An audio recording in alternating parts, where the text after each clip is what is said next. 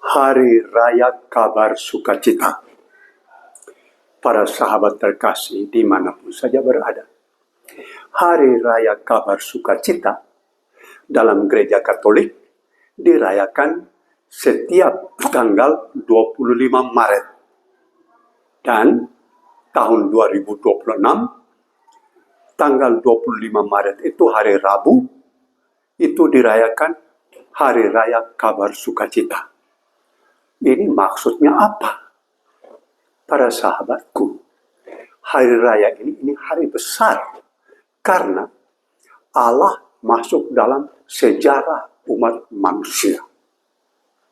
Allah menjadi manusia, itu dirayakan pada hari ini. Hari Raya Kabar Sukacita. Ini berdasarkan Injil Lukas. Bab 1 ayat 26 sampai 38. Beberapa kalimat inti saya kutip, saya baca.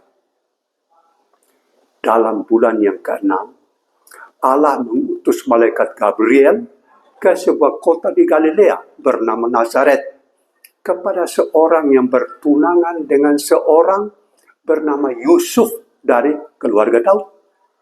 Nama perawan itu Maria. Ini malaikat Gabriel diutus ya kepada seorang perawan namanya Maria. Ketika masuk ke rumah Maria, malaikat itu berkata, "Salam, hai engkau yang dikaruniai, Tuhan menyertai engkau." Maria terkejut mendengar perkataan itu, lalu bertanya di dalam hatinya, "Apakah arti salam itu?" Kata malaikat itu kepadanya, "Jangan takut, hai Maria, sebab engkau beroleh kasih karunia di hadapan Allah. Sesungguhnya engkau akan mengandung dan akan melahirkan seorang anak laki-laki, dan hendaklah engkau menamai dia Yesus. Ia akan menjadi besar dan akan disebut Anak Allah yang Maha Tinggi." Lalu, dengan itu, mulai Maria ini ragu-ragu dan tidak tahu. Tetapi, kata Maria kepada malaikat itu, "Bagaimana hal itu mungkin terjadi? Karena aku tidak bersuami." Jawab malaikat itu kepadanya, "Roh Kudus akan turun atasmu, dan kuasa Allah yang Maha Tinggi akan menaungi engkau.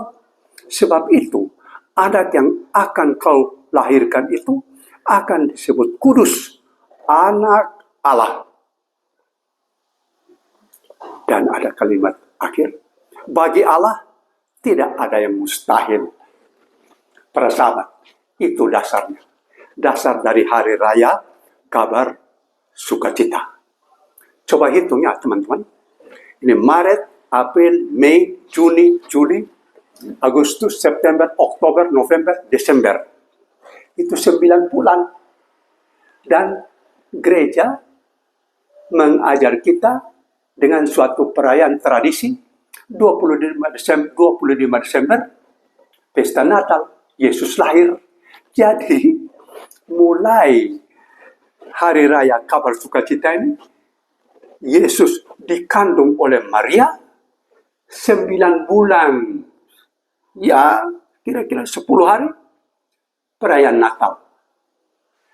Jadi, hari raya Kabar Sukacita ini awal dari peristiwa Yesus lahir, dikandung, dan itu selama 9 bulan lebih, beberapa hari, Maria mengandung dan Yesus lahir. Inilah yang saya berusaha untuk membuat rekaman ini dengan suatu keterangan singkat. Oh, ini kaitan antara Hari Raya Kabar Sukacita dengan Hari Raya Natal. Ini ada kaitan. Dan karena itulah dalam gereja kudus, itu umat diberikan suatu tradisi, keyakinan, doa malaikat Gabriel itu, doa Angelus itu, setiap hari itu 5 kali. 5 kali itu yaitu jam 6 pagi, jam 12 siang, jam 6 sore. Dan di biara-biara jam 9 malam dan jam 12 tengah malam. Ini setiap hari. Karena Allah menjadi manusia. Allah masuk dalam sejarah umat manusia. Sebab itulah teman-temanku, para sahabat terkasih, mari kita semakin mendalami dan menghayati iman kita, percaya pada Allah yang menjadi manusia, datang untuk menebus kita. Menebus kita dari dosa-dosa kita, mau menyelamatkan kita. Dan Maria ini dipilih oleh Tuhan. Bagi Allah tidak ada yang mustahil. Dia seorang manusia. Dia sendiri dikandung tanpa noda. Dan mengandung anak Allah. Inilah peristiwa suci yang tidak bisa disangkal dan tidak boleh dipertanyakan apapun saja. Yang paling utama yaitu percaya Allah hadir di tengah kita dalam rupa manusia. Dan sekarang ini Allah hadir dalam setiap perayaan Ekaristi dalam rupa hosti kudus yang menjadi tubuh Kristus, anggur yang menjadi darah Kristus.